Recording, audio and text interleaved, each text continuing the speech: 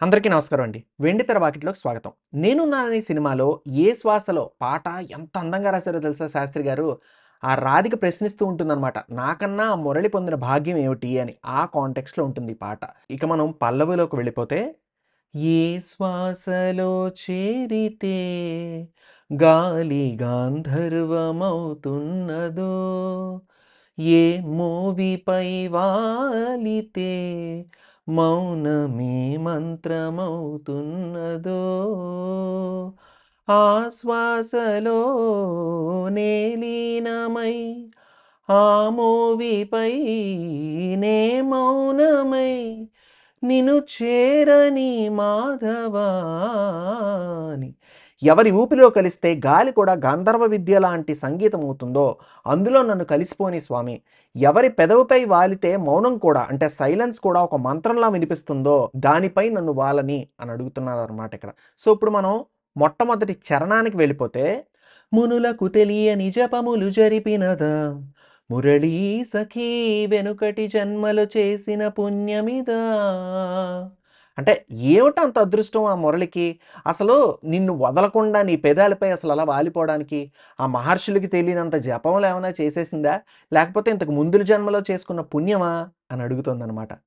తనువున నిలువున తొలచిన గాయములే తన జన్మకి తరగని వరముల సిరులను తలచినదా అంటే ఒళ్ళంతా గాయాలు అంటే రంధ్రాలతో ఉన్న ఆ మురళి దానికి పరిహారంగా ఇలాంటి మంచి మంచి వరాలు పొందే అదృష్టాన్ని తనంతట తానే కోరుకుందా అని అడుగుతోందన్నమాట ఇక్కడ.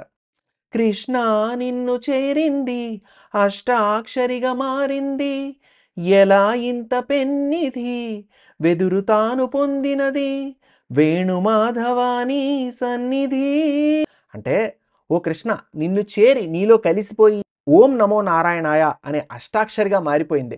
అసలు ఇలాంటి ఒక పెద్ద నిధి లాంటి అదృష్టాన్ని ఒక వెదురు మొక్క ఎలా పొందిందయ్యా అని అడుగుతోందనమాట. ఇక మనం రెండో చరణానికి వెళ్ళిపోతే చల్లని నీ చిరునవ్వులు కనబడక కనుపాపకి నలువైపుల నడి రాతిరి ఎదురవదా అంటే నీ నవ్వులి యొక్క వెలుగు కనబడకపోతే నా కంటికి అంతా చీకటే స్వామి అని చెప్తున్నారనమాట ఇక్కడ.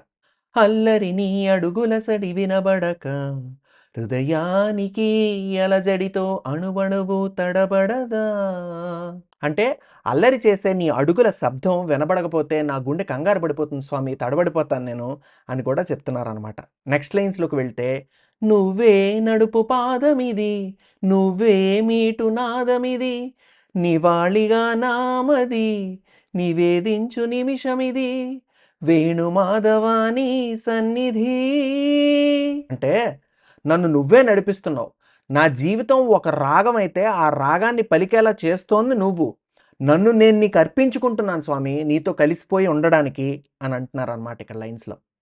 చివరాకర మొత్తం ఒక సమరీలా చేర్చి ఇది ఎవరు చెప్తున్నారయ్యా అని అడిగితే రాధికా హృదయ రాగాంజలి నీ పాదముల వ్రాలు కృసుమాంజలి ఈ గీతాంజలి అంటే ఇది రాధిక గుండె పాడే ఒక రాగం నీ పాదాల దగ్గర ఉండే ఒక కుసుమం అంటే ఒక పువ్వు ఈ పాట అని అనుకో ఓ కృష్ణ అని అతనికి అంకితం ఇస్తోందన్నమాట ఈవిడ. హీరోని కృష్ణుడిగా భావించి హీరోయిన్ ఇలా పాడడం ఈ పాట ఏదైతే ఉందో ఎంత అద్భుతంగా ఉందో చూడండి. శాస్త్రి గారివి ఇలాంటివి చాలా ఆణిముత్యాలు ఉన్నాయి అవన్నీ మనం మాట్లాడేసుకుందాం. కాకపోతే ఈ వీడియో కనుక మీకు నచ్చినట్టయితే మీరు సబ్స్క్రైబ్ చేసేయండి. అలాగే మీరు మరిన్ని సాంగ్స్ కోసం ఏవేవి కావాలనుకుంటున్నారో కింద కామెంట్ సెక్షన్లో మెన్షన్ చేసేయండి. అప్పటిదాకా ఉంటాను. నమస్కారం. మీ పుబాకా ఫ్రమ్ వెండితెర వాకిట్లో.